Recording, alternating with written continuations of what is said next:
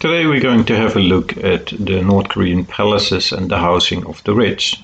This project is a cooperation between me and Luke, who is one of my subscribers and who has done most of the research.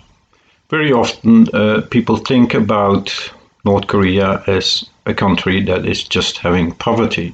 But there is also another North Korea, and today I'm going to show a little bit of that. There are supermarkets and taxis. Let me show you a little video of the supermarket.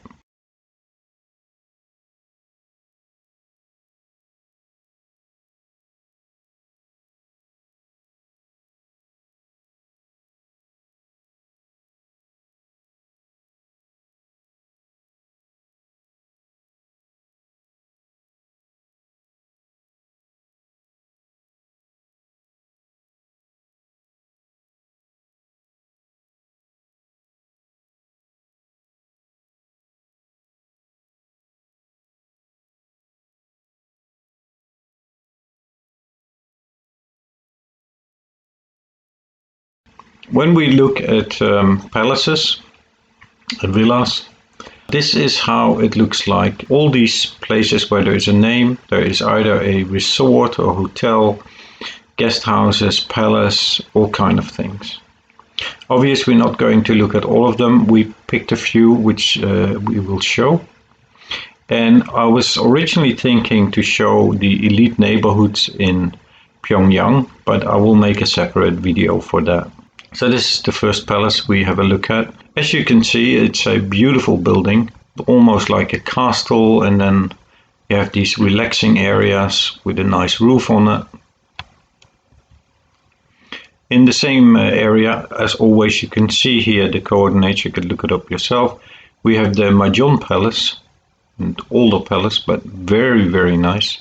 And of course they have a lake in front of them because that is kind of the tradition. You need to have a little lake in front, even though you have the ocean or the sea here. And in the same area we have another beautiful palace. Here we have villas at the beach. You need to be very well connected to be able to get a villa here. And here is the lake and here is the beach. Let me see if I have a close-up of that. So this is how the villa will look like. Quite beautiful, quite modern. And then we have a look at that, what I call the Asian garden house. And that is because there are these typical lakes with the small bridges and the pavilions. And I'm not that creative with finding names, so this is called the Asian garden house. And here is another lake with typical little island in the middle. And then the corridor where you can walk. And here's a close-up. You can see a little bit better how the construction is made on the lake with roofs on it. It's a traditional Asian corridor, and again the roofs also are very traditional. And we have a look at the Bonghwa Villa. This is the garden, and of course there is a lake. But here's a close-up of the actual building with this like royal kind of entrance and then beautiful wings on it. And this is another beautiful wing. This building was specifically built for Prince Sihanouk. When the Khmer Rouge took over in Cambodia, the ruler of Cambodia had to leave and he was a guest in North Korea and they built this palace for him. It's a very beautiful palace. And then we will look at the Taesong Elite Pleasure Grounds. To start with, we have a golf course here. And here is a luxury boat, that is this boat.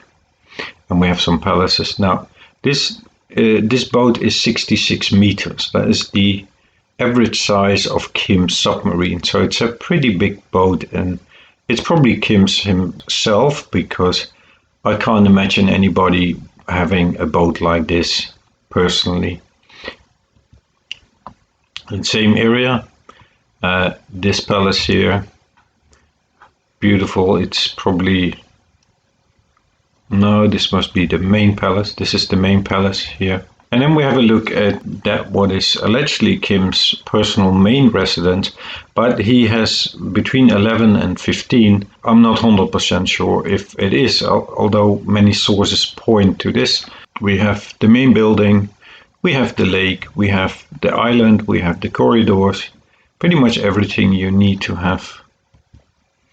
If you go a bit up north, you can see that in 2011 they had a swimming pool here, pretty big swimming pool, but they filled it up and now it's just a garden.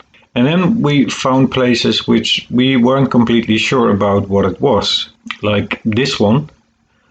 It could be a palace, it could be a residence of somebody, but it could also be a resort or holiday place or a place for the pleasure squad to entertain special guests. Here is, however, a swimming pool. There is the beach, there is a pier out here, probably a nice place to have a holiday.